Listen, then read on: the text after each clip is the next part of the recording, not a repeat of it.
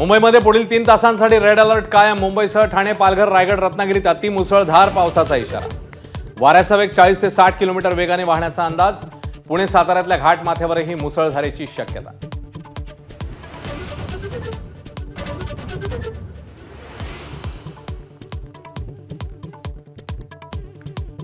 मुसळधार पावसाने लाईफलाईनला ब्रेक। पश्चिम रेल्वेची वसई ते डहाणू लाईन बंद। मध्य रेल्वे सीएसएमटी ठाणे ठप्प, तर हार्बरला मानखुर्दपर्यंत लोकल यार्डातच।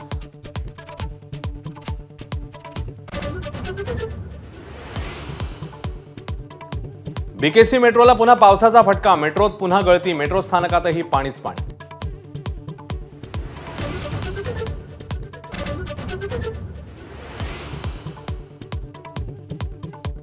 पावसाने मुंबईकरांची दैना। एलबीएस मार्गावर गुडघाभर पाण्यातनं वाट काढताना मुंबईकरांची पुरेवाट। दोऱ्या बांधून पाण्यातनं मार्ग काढण्याचे प्रयत्न।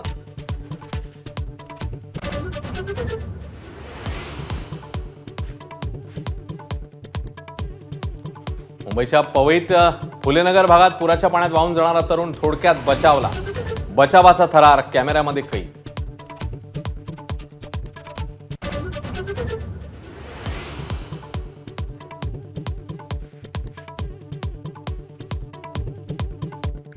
सततच्या धुवाधार पावसाने मिठी नदी धोक्याच्या पातळीकडे। क्रांतीनगर, कुर्ला भागातल्या 350 नागरिकांचं स्थलांतर। पालिकेकडून खबरदारीचा उपाय।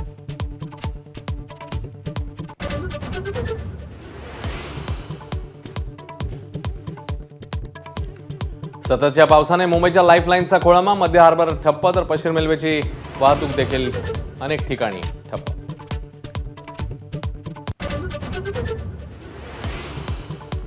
पावसाने झोडपल्यानं राज्यातल्या शेतकऱ्यांवर अस्मानी संकट। हिंगोलीसह अनेक जिल्ह्यात पिकांचा चिखल। अनेक जनावरांना जलसमाधी।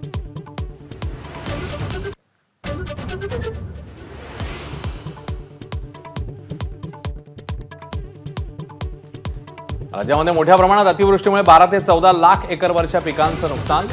नुकसानीचे पंचनामे करण्याचे जिल्हाधिकाऱ्यांना आदेश। मुख्यमंत्र्यांची माहिती।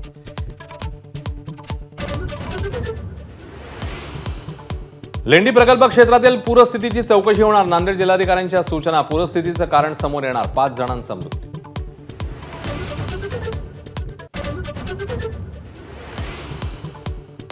मुखेडमध्ये आमदार उशिरानं आल्यानं स्थानिकांचा संताप। आपत्तीच्या वेळी कुठे होतात आमदारांना सवाल। ढगफुटीसारख्या पावसामुळे 5 जणांचा मृत्यू।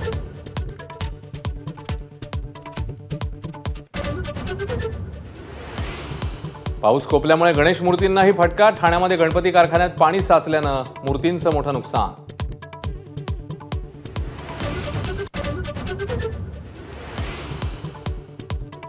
उपराष्ट्रपतीपदाच्या निवडणुकीसाठी एनडीए आणि इंडिया आघाडीत टक्कर। सुप्रीम कोर्टाचे निवृत्त न्यायाधीश बी सुदर्शन रेड्डी यांना इंडिया आघाडीकडनं उमेदवारी।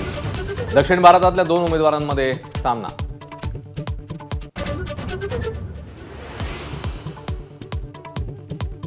आगामी आशिया चषकासाठी भारतीय संघाची घोषणा। सूर्यकुमारच्या नेतृत्वात 15 सदस्यीय संघ जाहीर। गिलकडे उपकर्णधारपद, तर यशस्वी जयस्वाल आणि श्रेयस अय्यरला वगळलं।